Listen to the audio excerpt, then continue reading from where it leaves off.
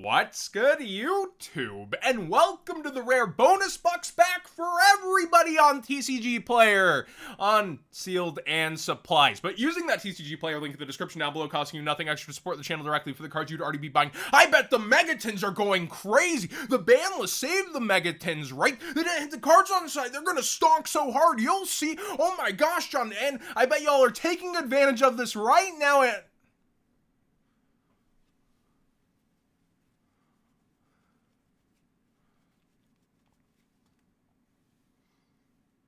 we're seeing the same thing, yeah? They're actually down further in price because people are taking advantage of bonus bucks back, hoping to get this out of inventory because the modern informed consumer is going, I bet people are stuck with these even longer, and I'm waiting till I think Black Friday to start to actually look if I'm gonna bust these or give them out as Christmas presents, that kind of thing.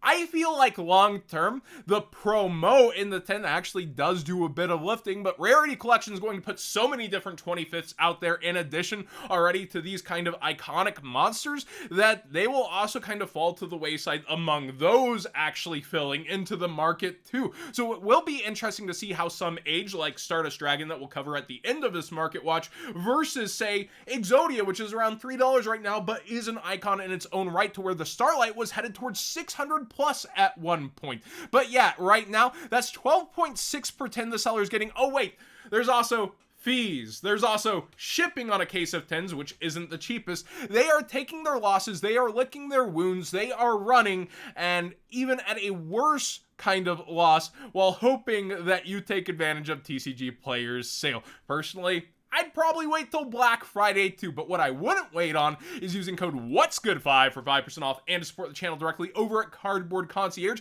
A couple of interesting things like the GB1, or is it GBI, God cards, Slifer and Ra here at $550, and I remember when the sets of these were going for $2,500 solid, and while Obelisk is missing here, I also love these in-depth pictures, like front super clean on the slab, back maybe this is why it's a little on sale. We see that it is scratched up. We've needed this clarity in the collector community for a long time with a solid source. Somebody actually messaged me on Twitter showing me the 20th Blue Eyes they got. They showed me exactly how long it took to get to them. I think 11 days, along with when tracking updated, how things went, and then showing me the card they got in. So I want to say that they're doing a really good job overall, and I've been watching people actually buy and keeping up through that. And another funny one here is this Dark Magician Girl at PSA 10. I remember when this was brand new, they dropped around $60 for this Rush promo because people were just ripping open the game, getting their money back on the game for it, and they dropped over time 15 to 18, but a PSA 10 at 75 is pretty darn cool. Also, speaking of DMG 10s, goes from the past, and 810, the quality control is atrocious. This is extremely hard to get. I think a pretty low population overall. So that is really neat to see, even with that high price tag of $1,400. Having these options and accessibility, even as the collector market downswings, it is cool to see them do their thing and actually hear about, like, keeping up with my customers on how did this go? How is their shipping? Because they are newer on the scene in terms of internationally sourcing and putting together these things. DD Crow is up in price, especially for the GX Secret Rare here. Although the Starlight Rare, as the market does with Starlights right now, is mad down overall for what it is, and nobody's buying those. So they're going for mid-max rarity here, and there's so many mid-maxes along with the Secret, but the Secret does look very nice. Now, Cali Effect featured this in a you should be buying sort of thing, and other creators have been talking about Crow along with pros. We're in a format where you also have Bystials, but Bystials aren't the end-all be-all. They're not going to take care of everything. You do have a dual terminal version of this. You have super rares, you have ultra rares, and if I'm mid-maxing, I would think actually of going for the speed duel version. Speed duel qualities, so nice. I do like speed duel secret rares specifically a lot, but yeah, hey, this is right here, and it's like around $2, a pretty good option if you missed out on the secret rares and have some FOMO there, but there's a ton of cheap versions of DD Crow too. Rescue Ace Hydrant is absolutely nuts. I was just seeing on Twitter, Jeff was talking about how he pointed this out in like April, and I had also said Jeff thinks this deck is good. hey, you should be paying attention to this kind of stuff that he's talking about when he does talk about decks. He's kind of on it. And then, you have Max actually getting second with the deck early. The deck's only gonna get better, and people see that. They're buying mad into this, above the 60s at this point, and every single copy has breached 60 plus. This is actually more expensive than the Adventure token package was. Is it overhyped? Will it tank when the actual support gets here? I don't think so necessarily. I think this is probably where it's going to flip around and stick towards, but we'll have to wait and see, because remember, there are less ultras in the side sets, and Amazing Defenders was already ripped open a good amount for Purely, so actually having those two decks has finally made another successful overtime side set if you hung in there. Now, Tapio Cards has a really cool backpack. Code What's Good 5 for 5% off, and to support the channel directly works over here. And you don't want to be tardy for this one, the Tardy Orc backpack. They're also doing what a lot of people aren't right now, and making a really cool deck box where it's not specifically designed and it's meant to be more generic and enjoyed.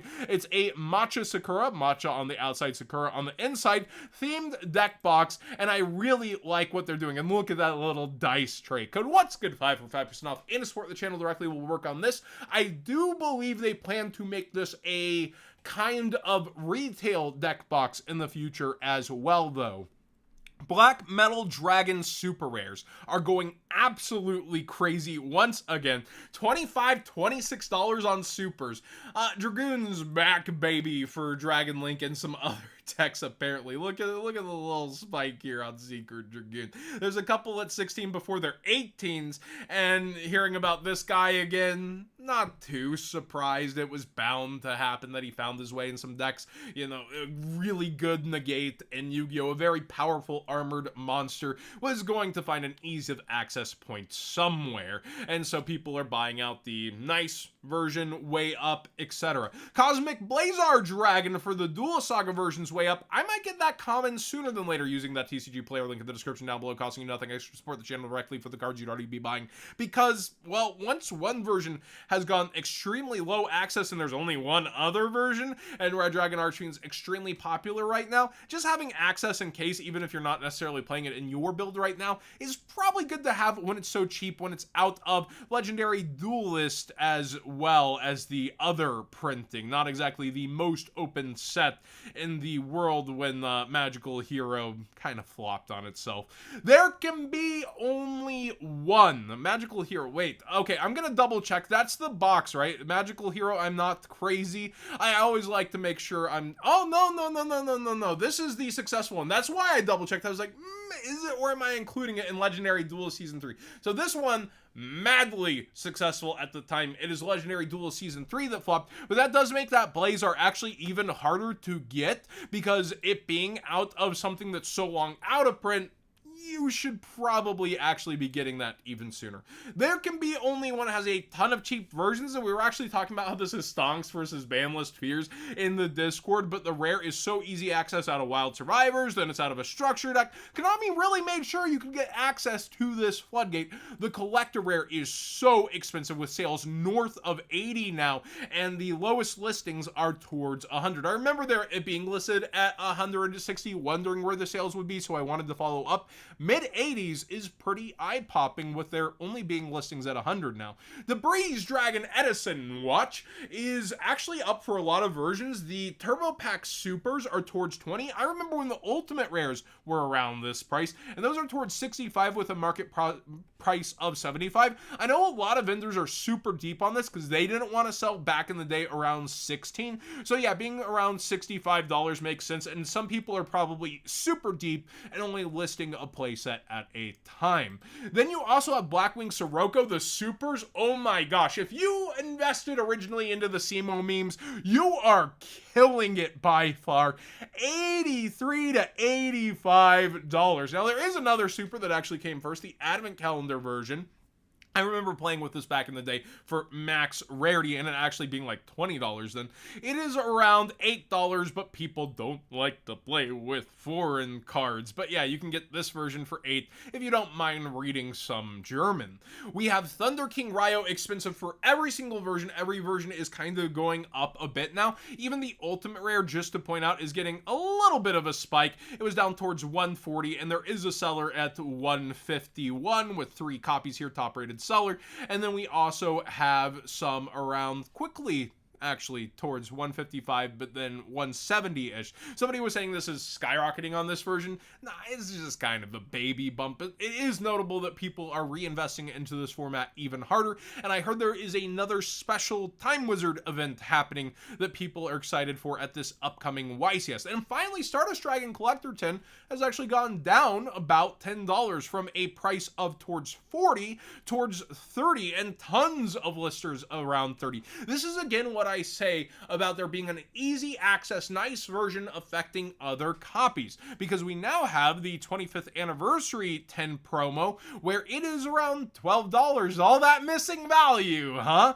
Now, 10 Stardust has actually been 10'd a couple times. There's also a super, but the OG Secret Rare was really loved, very nostalgic, and you have to remember that Collector 10s got bought out during the Crush Card era, and then, oh, well, the promo inside is what people have in the window. That's what they're excited about. People ended up also buying up a lot of different promos from even this era all the way back to the OG era, and they spiked a ton towards 100 for some of them.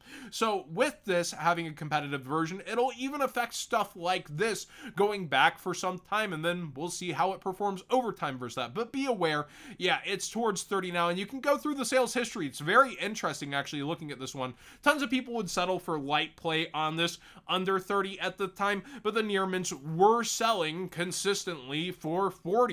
So this is a huge down bad. Heck, one at 54. Pretty crazy. So it's kind of wild how nostalgia goes out the window when an easy access version comes out. This is why I pointed out this versus stuff like the Starlight Rares. This is a consistent cycle in history, and you can say, no, this is more special, this is special because, but when there's something that's shiny and you can play with it and people will settle, it often can do that even to the higher rarity versions when it's comparable in looks at times. So that's another word of warning for the rarity collection coming. Thanks for watching today's Market Watch.